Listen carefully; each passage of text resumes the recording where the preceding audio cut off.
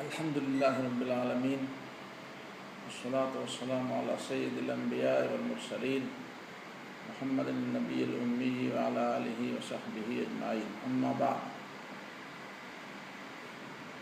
بہت افسوس کی بات ہے کہ ذی الحجہ کا مہینہ شروع ہوتے ہی اور اس سے قبل بھی جو بحثیں شروع کی گئی وہ بالکل غیر ضروری اور غیر متعلقہ بحث ہے۔ چاہیے تو یہ تھا کہ قربانی کے فلسفے پر بات ہوتی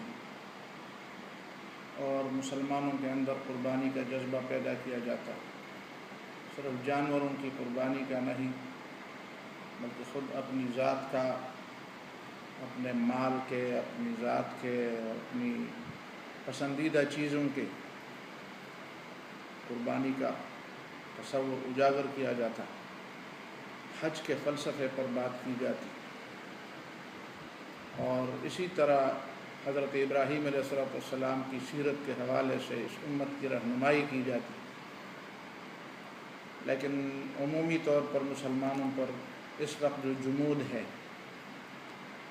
اس کی ایک بنیادی وجہ ایسے لوگوں کا ہونا اور موجود ہونا ہے جو مسلمانوں کو کسی ایسے بحث میں الجھاتے ہیں کہ اس بحث کا تعلق ایسی چھوٹی چھوٹی باتوں کے ساتھ ہوتا ہے جس میں باقاعدہ دو رائے ہوتی ہیں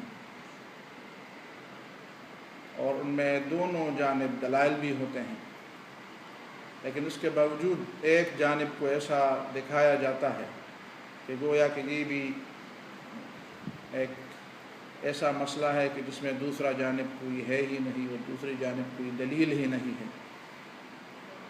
اور جہاں پہ بالکل فرائض کی بات ہے، جہاں پہ امت مسلمہ کے عروج کی بات ہے، ان باتوں سے صرف نظر کیا جاتا ہے اور کوشش کی جاتی ہے کہ سارے لوگوں کو اسی ایک موضوع میں الجھایا جائے اور اسلام کی کوئی ایسی تصویر لوگوں کے سامنے لائی جائے کہ اس میں نہ قربانی کا کوئی ذکر ہو، نہ عروج کا کوئی ذکر ہو، نہ یہود و حنود کے سازشوں کے علم کا کوئی ذکر ہو، اور نہ ان کے مقابلے کے لیے کوئی تیاری کا کوئی ذکر ہو۔ ہم بھی بڑے افسوس کے ساتھ اس آج کے موضوع کو لیتے ہیں اور بار بار لوگوں نے ہم سے پوچھا اور مجبور ہوئے کہ ہم اس مسئلے کے بارے میں کچھ گزارشات پیش کریں، ورنہ چاہیے تو یہ تھا کہ وہ لوگ اس بات کو اتنی اہمیت نہ دیتے اور ہمارا وقت بھی امت مسلمہ کے کسی ضروری اور کسی اہم موضوع پر ہمارا وقت صرف ہوتا اور ہمیں بھی اس رہنمائی میں اپنا حصہ ڈالنے کے لیے توفیق ملتی اور موقع ملتا۔ فإلی اللہ المشتکا۔ بات اس وقت جو پیش نظر ہے وہ یہ ہے کہ لوگ پوچھتے ہیں کہ میت کی طرف سے قربانی کیسی ہے۔ کچھ لوگوں کے کلپس ہمیں پہنچے ہیں اور کچھ لوگ تو ایسے انداز سے اس بات کو لیتے ہیں کہ بالکل یہ کوئی فرض سا معاملہ ہے اور کہتے ہیں میت کی طرف سے کوئی قربانی نہیں ہوتی، اور پھر کہتے ہیں کہ جس حدیث کی بنیاد پر یہ قربانی لوگ جائز سمجھتے ہیں وہ حدیث ضعیف ہے۔ اب ان اللہ کے بندوں کو اتنی توفیق نہیں ملی کہ ضعیف اور موضوعی کے درمیان فرق کریں۔ کیا ضعیف حدیث قابل استدلال نہیں ہے؟ اور کیا ضعیف حدیث کی اگر متابعات موجود ہوں تو پھر وہ قابل استدلال نہیں رہتی؟ اور کیا ضعیف کے مقابلے میں اگر صحیح حدیث موجود نہ ہو تب بھی ضعیف پر ایسا ہی حکم لگایا جائے گا کہ اس سے کوئی بات ثابت نہیں ہوتی؟ یہ دو تین باتیں ایسی ہیں کہ کوئی بھی صاحب علم اگر ان باتوں کو سوچے تو صرف یہ باتیں ان کے لیے کافی ہیں، یہ باقی تفصیلات اس کی تشریح سمجھیں۔ جو بنیادی متن ہے وہ متن یہ ہے کہ کیا ضعیف حدیث قابل استدلال نہیں ہے، پہلی بات، اور کیا ضعیف حدیث کی اگر متابعات موجود ہوں یا غریب حدیث کی اگر متابعات موجود ہوں یا کسی ایک راوی کے بارے میں کسی کی رائے ایسی ہو کہ وہ اسے ضعیف قرار دے اس راوی کی وجہ سے، اور اس راوی کے ساتھ کوئی دوسرا راوی بھی موجود ہو اور وہ حدیث کسی اور راوی سے بھی منقول ہو، تب بھی اس سے استدلال نہیں کیا جا سکتا۔ اور دوسری بات یہ ہے کہ کیا ضعیف حدیث کے مقابلے میں اگر کوئی صحیح حدیث موجود نہ ہو پھر بھی اس سے استدلال نہیں کیا جا سکتا۔ اور تیسری بات یہ ہے کہ کیا ضعیف حدیث اسی کو کہتے ہیں کہ جس کو کسی ایک شخص نے ضعیف کہا ہو، یا جس کے ذوق پر سب محدثین کا اور سب جو رجال سے بحث کرتے ہیں، جو علم و اسماء الرجال سے بحث کرنے والے جو ناقدین ہیں، ان سب کا اتفاق ضروری ہے اس کے لیے، یا کسی ایک آدمی کی بات بھی کافی ہے کہ ایک آدمی نے اسے ضعیف قرار دیا؟ اب یہ بھی کوئی باتیں ہیں کہ لوگ ان چیزوں کا جواب نہ سمجھتے ہوئے بھی اس میں حدیث کے اندر باتیں کرتے ہیں، کہتے ہیں یہ تو ضعیف ہے، اور عام لوگوں کے ذہن میں، عام لوگوں کی زبان میں یہ بات ڈال دی ہے، جس کو ضعیف کا معنی ہی نہیں آتا اور جو اس کا اہل نہیں ہوتا کہ کوئی دو لفظ عربی عبارت کے پڑھ لیں، وہ بھی کسی حدیث پر بلا جھجک وہ حکم لگاتے ہیں کہ یہ حدیث ضعیف ہے، اور نہ خدا کا خوف رکھتے ہیں نہ اپنی جہالت کا احساس رکھتے ہیں۔ بہرحال یہ دو تین باتیں تمہید کے طور پر میں نے عرض کر دی، اور یہ دوسری بات جو میں نے عرض کر دی حدیث کے سند کے حوالے سے، یہ بہت بنیادی باتیں ہیں، اس کی طرف توجہ دینے کی ضرورت ہے۔ اب آتے ہیں ان روایات کی طرف جس میں قربانی عن المیت، میت سے قربانی کی باتیں کی گئی ہے۔ پہلی حدیث ابو داؤد کی ہے۔ حدثنا عثمان بن ابی شیبۃ قال حدثنا شریک عن ابی الحسناء عن الحکم عن حنش قال رأيت عليا يضحي بكبشين، میں نے حضرت علی کو دیکھا دو مینڈوں کی قربانی دیتے ہوئے، فقلت ما هذا، یہ دو کی قربانی کیسے؟ فقال ان رسول اللہ صلی اللہ علیہ وسلم اوصانی، نبی صلی اللہ علیہ وسلم نے مجھے وصیت کی ہے، ان اضحی عنہ، کہ میں نبی صلی اللہ علیہ وسلم کی طرف سے قربانی دوں، فانا اضحی عنہ، تو میں تو نبی صلی اللہ علیہ وسلم کی طرف سے قربانی دوں گا۔ یہ ہے ابو داؤد کی روایت کتاب الضحایا میں۔ دوسری روایت ہے وہ ہے مسند احمد کی، وبه قال حدثنا عبد الله قال حدثني ابي قال حدثنا اسود بن عامر قال انبأنا شريك عن ابي الحسناء عن الحكم عن حنش عن علي رضي الله تعالى عنه قال امرني رسول الله صلى الله عليه وسلم ان اضحي عنه فانا اضحي عنه ابدا، میں تو ہمیشہ نبی صلی اللہ علیہ وسلم کی طرف سے قربانی کرتا رہوں گا۔ شعیب الارناؤوط نے اس کی تعلیق میں لکھا ہے کہ اسنادہ ضعیف لجہالت ابی الحسناء، ابو الحسناء مجہول آدمی ہے، اس لیے یہ حدیث ضعیف ہے۔ لیکن ابو داؤد کی شرح جو ابن رسلان کی ہے اور جو شافعی ہے، شافعی مسلک والے ہیں، وہ اس حدیث میں جو مسند احمد بن حنبل اور مستدرک میں جو حدیث نقل کی گئی ہے، پہلے مستدرک کی بات بھی سن لیں۔ مستدرک جو الحاکم کی ہے وہ اس حدیث کو صحیح قرار دیتے ہیں، وہ کہتے ہیں منها ما حدثنا الشيخ ابو بكر بن اسحاق قال انبأنا بشر بن موسى الاسدي وعلي بن عبد العزيز البغوي قال حدثنا محمد بن سعيد بن الاصبهاني قال حدثنا شريك عن ابي الحسناء عن الحكم عن حنش قال ضحى علي رضي الله تعالى عنه بكبشين، كبش عن النبي صلی اللہ علیہ وسلم، ایک مینڈے کو نبی صلی اللہ علیہ وسلم کی طرف سے قربان کیا، اور وكبش عن نفسي وقال امرني رسول الله صلی اللہ علیہ وسلم ان اضحي عنه فانا اضحي ابدا۔ اسی پر امام حاکم فرماتے ہیں ھذا حدیث صحیح الاسناد، یہ ضعیف بھی نہیں ہے، غریب بھی نہیں ہے، صحیح الاسناد ہے۔ ولم یخرجاہ، لیکن مسلم بخاری نے اس کی تخریج نہیں کیا۔ جو لوگ کہتے ہیں کہ ابو الحسناء کون ہے اور مجہول ہے، جس طرح شعیب الارناؤوط اور دوسرے لوگ کہتے ہیں، تو وہ فرماتے ہیں ابو الحسناء ھذا هو الحسن بن الحکم النخعی، نجعی نہیں ہے، نخعی ہے۔ امام ذہبی نے فرمایا صحیح، مستدرک علی الصحیحین کتاب الاضاحی۔ اور اسی پر ہم آگے آتے ہیں کہ آیا ابو الحسناء جس کا اصل نام ہے الحسن بن الحکم، کیا وہ سارے لوگوں کے نزدیک ضعیف ہے؟ اسی پر آگے بات ہوگی۔ اسی حدیث میں جو ابو داود میں ذکر ہے، اسی کے بارے میں پہلے بتایا گیا کہ ابو داود کے شارح ابن رسلان الشافعی فرماتے ہیں وقد استدل به على جواز الاضحیۃ عن المیت، یہ دلیل ہے اس بات کی کہ میت کی طرف سے قربانی جائز ہے، اذا اوصى به لهذا الحدیث الذي صححه الحاکم وغیرہ، اس حدیث کی بنیاد پر جسے حاکم نے بھی صحیح قرار دیا ہے اور ان کے علاوہ دوسرے لوگوں نے بھی اس کو صحیح قرار دیا ہے۔ اس کے بعد آتے ہیں ایک دوسری روایت کی طرف جو سنن کبریٰ البیہقی میں ہے۔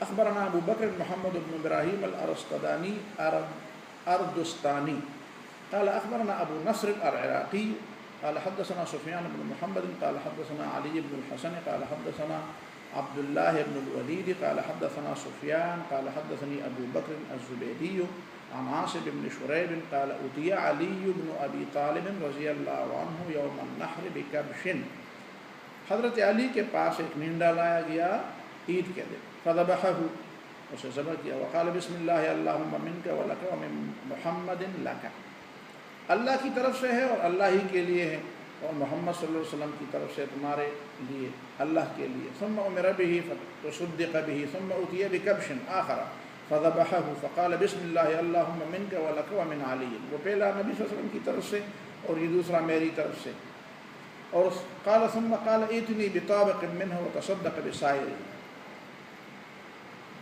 باقی پر اس کو صدقہ دیا، وہ ان کا اپنا عمل ہے، باقی اس پر بات بھی آگے آتی ہے کہ سب کا صدقہ واجب ہے۔ یہ سنن کبریٰ البیہقی کی روایت ہے، اس روایت میں نہ شریک ہے اور نہ ابو الحسنہ ہے، یہ دونوں روایتیں جن شریک کی وجہ سے جس طرح ترمذی نے کہا، یا ابو الحسنہ کی وجہ سے جس طرح دوسرے لوگ کہتے ہیں، اس حدیث پر اعتراض کرتے ہیں۔ اس حدیث میں جو سنن کبریٰ میں بیہقی نے نقل کیا ہے، اس میں یہ دونوں راوی نہیں، نہ شریک ہے نہ ابو الحسنہ ہے۔ اس کے بعد ہم آتے ہیں ترمذی کی طرف، ترمذی اخرجہ الترمذی وقال غریب، ترمذی نے اس حدیث کو نقل کیا ہے کہ حضرت علی رضی اللہ تعالیٰ عنہ نبی صلی اللہ علیہ وسلم کی طرف سے ایک مینڈا ذبح کرتے تھے ہمیشہ کے لیے۔ اس حدیث پر ترمذی نے حکم لگایا ہے کہ غریب، یہ حدیث غریب ہے، اس کا ایک راوی ہے لا نعرفہ، اور جس وجہ سے یہ غریب ہے اس شخص کو ہم نہیں جانتے، وہ شخص کون ہے، وہ شریک ہے۔ لیکن اس میں دو باتیں ہیں، دو باتیں توجہ طلب ہیں۔ ایک بات یہ ہے کہ اس نے امام ترمذی نے اس پر غریب کا تو حکم لگا دیا، وضع کا حکم نہیں لگایا، کسی نے بھی اس حدیث کو من گھڑت نہیں قرار دیا، موضوعی نہیں قرار دیا، امام ترمذی نے بھی نہیں اور کسی دوسرے آدمی نے بھی نہیں، تو ان دونوں میں فرق ہے۔ آپ اسے جھوٹی حدیث نہیں کہہ سکتے۔ اور ضعیف کے بارے میں آپ کو بتایا، یہ متفق علیہ ضعیف بھی نہیں ہے، اور اس کے مقابلے میں کوئی صحیح حدیث بھی نہیں ہے جو ہمیں یہ بتاتی ہو کہ میت کی طرف سے قربانی کرنا جائز نہیں ہے، ایسی کوئی حدیث بھی نہیں ہے۔ اور جس راوی کی وجہ سے اسے غریب کہا گیا ہے اس کے مطابعات بھی موجود ہیں۔ اب اسی حدیث میں نیچے دیکھیں کہ امام ترمذی فرماتے ہیں لا نعرفہ الا من حدیث شریک، ثم قال، پھر کہتے ہیں قال محمد، امام بخاری کہتے ہیں کہ قال علی بن المدینی، امام بخاری کے استاد علی المدینی نے فرمایا، علی بن المدینی نے فرمایا وقد رواہ غیر شریک، شریک کے علاوہ بھی اس کے کئی راوی ہیں۔ تو وہ جو غربت اس میں تھی وہ غربت خود دفع ہو گئی، اپنی بات بھی کی اور اپنے استاد امام بخاری کی بات بھی کی۔ اب ظاہر ہے کہ استاد اس کو غریب نہیں کہتے، وہ کہتے ہیں شریک کے علاوہ اور بھی راوی۔ ابو داود کے جتنے بھی شارحین ہیں ان میں سے دو تین شارحین کی باتیں، المفاتیح شرح المصابیح، یہ ہے شرح المصابیح ابن الملک، وہ اسی حدیث کے نیچے لکھتے ہیں یجوز التضحیۃ عن المیت سواء کان تبرع به احد علی المیت، اپنی طرف سے بھی کہہ سکتے ہیں کہ میت کے لیے قربانی کریں، او کان من مال المیت ووصى به المیت، یا میت نے اس کی وصیت کی ہو اور اس کے مال سے آپ، دونوں طریقے سے یہ ٹھیک ہے۔ یہ ہے شرح المصابیح ابن الملک۔ ابن العربی، جس کی مشہور وہ ایک ہے وہ ابن عربی، اس کے بارے میں لوگ فتوے دیتے ہیں اور کہتے ہیں کہ وہ تو صوفی تھا. وہ یہ صوفی نہیں ہے، ابن العربی احکام القرآن والے. اور ان کا قول نقل کیا ہے فتح الودود شرح ابو داود میں ابو الحسن السندی نے. یہ ابو الحسن السندی حنفی عالم ہے اور انہوں نے فتح الودود کے نام سے ابو داود کی شرح لکھی ہے. اسی میں وہ ابن العربی احکام القرآن کے ابن العربی والے کا حوالہ دیتے ہیں. کہتے ہیں اتفقوا علی ان یتصدق عنہ. اس بات پر تو ساری امت کا اتفاق ہے کہ میت کی جانب سے صدقہ کرنا جائز ہے. میت کی جانب سے صدقہ کرنا ٹھیک ہے. خود فرماتے ہیں ابن العربی جب یہ بات اجماعی ہے کہ میت کی طرف سے صدقہ کرنا ٹھیک ہے تو والضحیۃ یا والاضحیۃ ضرب من الصدقۃ. قربانی بھی صدقے کی ایک قسم ہے. لأنها عبادۃ مالیۃ، یہ بھی مالی عبادت ہے. صدقہ مالی عبادت کو کہتے ہیں. لیست کالصلاۃ والصوم، نماز روزے کی طرح مالی بدنی عبادت تو نہیں ہے. فالصدقۃ والاضحیۃ سواء فی الاجر عن المیت. تو آپ میت کی طرف سے صدقہ دیتے ہیں یا میت کی طرف سے قربانی کرتے ہیں، دونوں باتیں ٹھیک ہیں، دونوں باتیں اپنی جگہ پہ ٹھیک ہے. قال البغوی فی شرح السنہ، امام بغوی رحمہ اللہ نے اپنی کتاب شرح السنہ میں لکھا ہے وَلَوْ ضَحَّى عَنْ مَيِّتٍ جَازَ. اگر میت کی طرف سے کسی نے قربانی کی تو یہ جائز ہے. وَلَمْ يَرَ بَعْضُ أَهْلِ الْعِلْمِ التَّضْحِيَّةَ عَنِ الْمَيِّتِ. لیکن بعض اہل علم کہتے ہیں یہ ٹھیک ہے، بعض اہل علم کہتے ہیں کہ یہ ٹھیک نہیں ہے. اور آپ اس کو ایسے بتا دیں جس طرح سارے اہل علم کی یہ رائے. وقال ابن المبارک، امام بخاری کے استاد عبداللہ بن مبارک کا قول نقل کیا کہ احب الی ان یتصدق عنہ ولا یضحى. مجھے تو یہ پسند ہے کہ صدقہ دیا جائے، قربانی نہ کی جائے. لیکن اس کا جواب آگے آپ نے ابن العربی میں سن لیا. ابن العربی کہتے ہیں کہ جب تصدق جائز ہے تو قربانی کیوں جائز ہے؟ دونوں مالی عبادت ہیں. وَإِنْ ضَحَّى فَلَا يَأْكُلْ مِنْهَا شَيْئًا وَيَتَصَدَّقْ بِهَا كُلَّهَا. اور اگر قربانی کی تو نہ کھائے اس میں سے. اب اس کے بارے میں بھی آگے آپ کو بتایا جائے گا کہ کیا رسول اللہ صلی اللہ علیہ وسلم نے جو میت کی طرف سے قربانی کی جس میں میت بھی شامل تھی، میت فوت شدہ لوگ بھی اس میں شامل تھے. آگے عبارت میں آپ کو دکھاؤں گا تحفۃ الاحوزی سے اور عون المعبود سے. تو اس میں اس بات کا جواب ہے. ٹھیک ہے. قال البیہقی، سنن کبریٰ البیہقی میں وَهُوَ إِنْ ثَبَتَ يَدُلُّ عَلَى جَوَازِ التَّضْحِيَةِ عَمَّنْ خَرَجَ مِنْ دَارِ الدُّنْيَا مِنَ الْمُسْلِمِينَ. اگر یہ حدیث ثابت ہوتی ہے تو یہ اس بات پر ثبوت ہے. يَدُلُّ عَلَى جَوَازِ التَّضْحِيَةِ، یہ اس بات پر دلالت کرتی ہے کہ قربانی اس شخص کی طرف سے جائز ہے جو دنیا سے چلا گیا. اب آتے ہیں اس بات کی طرف کہ یہ حسن جو ابو السمحہ ہے، ٹھیک ہے، جس کی وجہ سے کچھ لوگ اس حدیث کو سمجھتے ہیں کہ یہ ضعیف ہے. لجہالت ابی الحسنہ، شعیب الارناؤوط صاحب نے جب فرمایا ہے نا لجہالت ابی الحسنہ، یہ حدیث اسی لیے ضعیف ہے کہ ابو الحسنہ مجہول ہے. اب آتے ہیں ابو الحسنہ کی طرف. یہ کون ہے؟ یہ صغار التابعین کا شاگرد ہے. اس کا اصل نام مسلم نے لکھا ہے کہ اس کا اصل نام ہے حسن ابن حکم النخعی. ابو الحسنہ اس کی کنیت ہے. اس کا اصل نام ہے حسن ابن حکم النخعی. یہ 150 ہجری سے قبل وفات پا گئے ہیں. قال ابو حاتم صالح الحدیث. ابو حاتم اس کے بارے میں کہتے ہیں، ابو حاتم سند ہے حدیث کے رجال کے بارے میں، کہتے ہیں صالح الحدیث، اس کی حدیث ٹھیک ہے. ابن حجر عسقلانی کہتے ہیں صدوق یخطئ، سچا آدمی ہے لیکن کبھی اس سے غلطی بھی ہو جاتی ہے. آپ کہتے ہیں دیکھیں یہاں پہ غلطی ہو گئی ہے، لیکن امام ابن حجر عسقلانی نے یہ نہیں فرمایا کہ اس حدیث میں، جس حدیث میں میت سے قربانی کا ذکر ہے، اسی حدیث میں اس سے غلطی ہو گئی ہے. یہ تو آپ اپنی طرف سے بتائیں گے. امام حافظ ابن حجر نے یہ تو نہیں فرمایا کہ اسی حدیث میں اس سے غلطی ہو گئی ہے. تو یہ تو جرح مجہول ہو گئی. صدوق یخطئ، کبھی کبھی اس سے غلطی ہو جاتی ہے، کبھی کبھی اس سے خطا ہو جاتی ہے. اب اس میں اس سے خطا ہو گئی ہے، یہ تو ابن حجر نے نہیں فرمایا. قال عبداللہ ابن احمد، امام احمد ابن حنبل کے بیٹے عبداللہ فرماتے ہیں سئل ابی، میرے والد حضرت احمد ابن حنبل سے پوچھا گیا عن حسن ابن الحکم النخعی، حسن ابن حکم النخعی کیسے ہیں؟ فقال ثقۃ، فرمایا وہ ثقہ ہے، قابل اعتماد ہے، یہ نہیں فرمایا کہ اس سے غلطی ہو جاتی ہے۔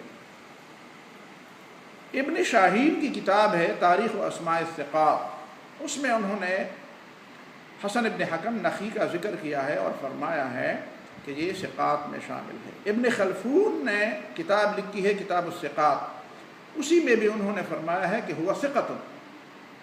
تو یہ آپ کہاں سے لکھتے ہیں کہ گویا کہ آپ دنیا کے سامنے یہ بتاتے ہیں کہ بس ایک شخص نے جب اس پر ضعیف کا حکم لگا دیا تو ساری دنیا کے نزدیک یہ ضعیف ہو گیا؟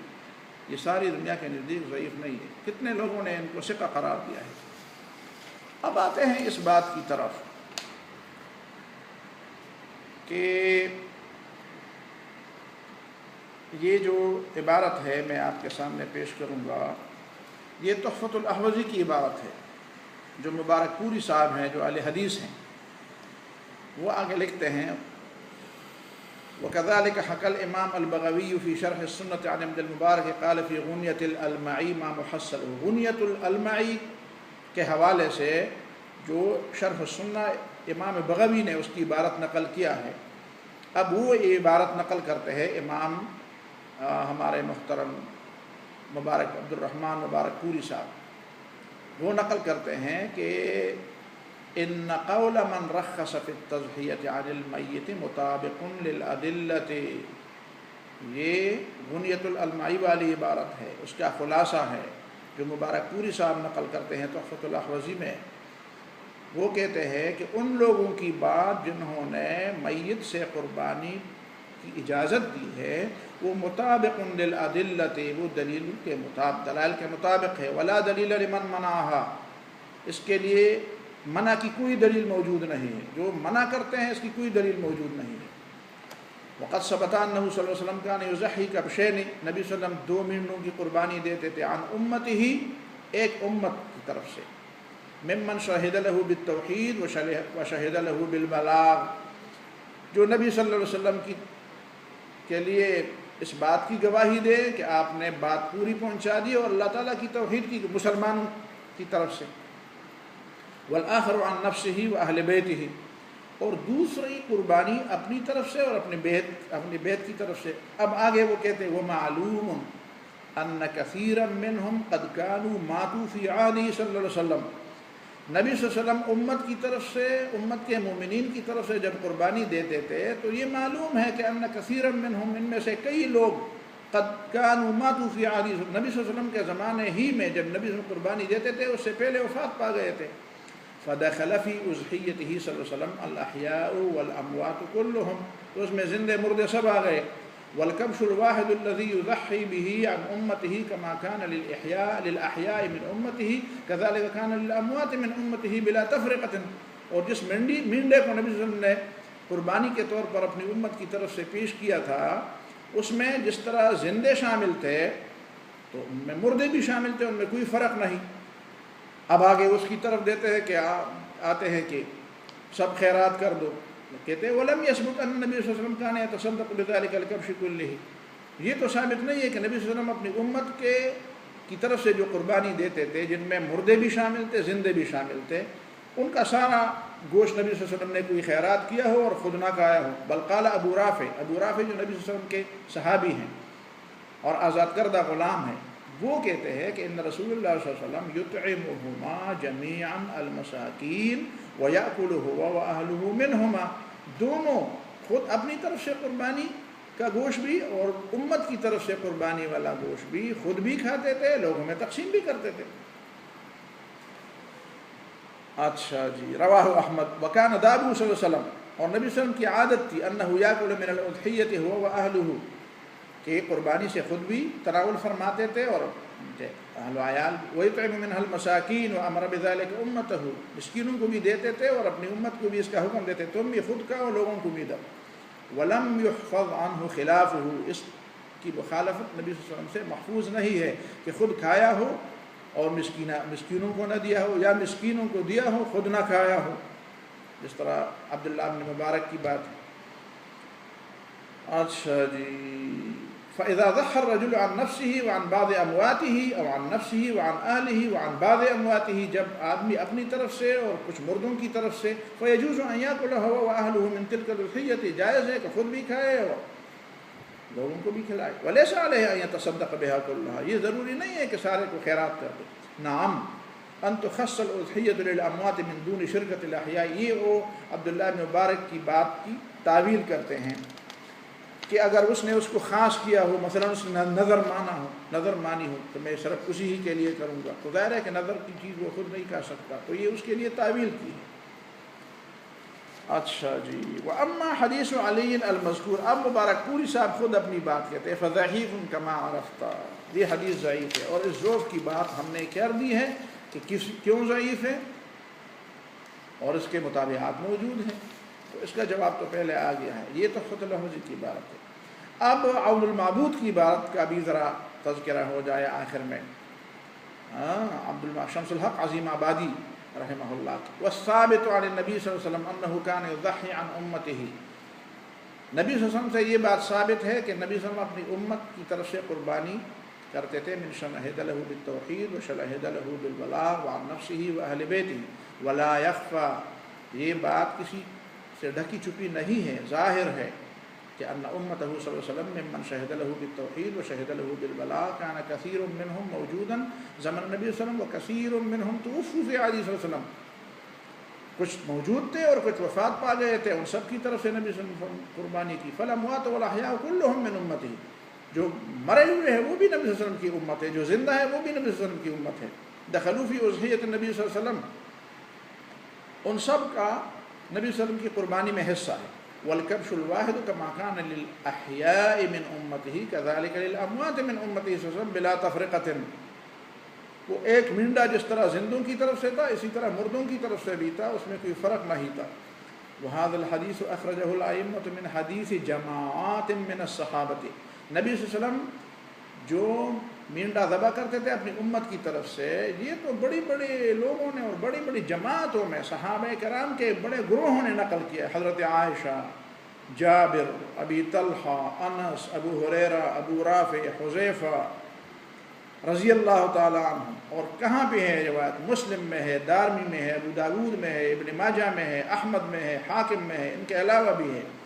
ولم ينقل عن النبي صلی اللہ علیہ وسلم ان الاضحیۃ التي ضحى بها رسول الله صلی اللہ علیہ وسلم عن نفسه واهل بیته وعن امته الاحیاء والاموات تصدق بجميعها، لیکن یہ بات ثابت نہیں ہے کہ نبی صلی اللہ علیہ وسلم نے جو مردوں اور زندوں سب کی طرف سے قربانی کی وہ سب نبی صلی اللہ علیہ وسلم نے صدقہ کی تھی اور خود نہیں تناول فرمایا تھا. یہ ہے وہ تفصیلات جو اس بارے میں اس وقت آپ کے سامنے میں نے رکھی، لیکن پھر بھی میں گزارش کروں گا کہ اس کے بجائے اور بھی کئی موضوعات ہوتے تھے، ٹھیک ہے، تو اس پر لڑائی جھگڑے بھی نہیں ہونے چاہیے، نہیں لڑائی جھگڑیوں کا مسئلہ ہے، لیکن چونکہ اس ایک طرف کو لوگوں نے چھپایا تھا اس لیے ہم نے اس مسئلے کا دوسرا پہلو بھی آپ کے سامنے رکھ دیا، ٹھیک ہے. لیکن مسلمانوں کے اہل علم کو چاہیے کہ وہ امت کو بیدار کرنے، یہود و حنود کی سازشوں سے خبردار کرنے اور اس وقت ان کا مقابلہ کرنے کے لیے تیار کرے. چھوٹی چھوٹی باتوں پر خود اپنا وقت بھی ضائع نہ کرے اور لوگوں کا وقت بھی ضائع نہ کرے. اللہ تعالی ہم سب کو معاف فرمائے. وصلی اللہ تعالی علی خیر خلقہ محمد و آلہ و صحبہ اجمعین.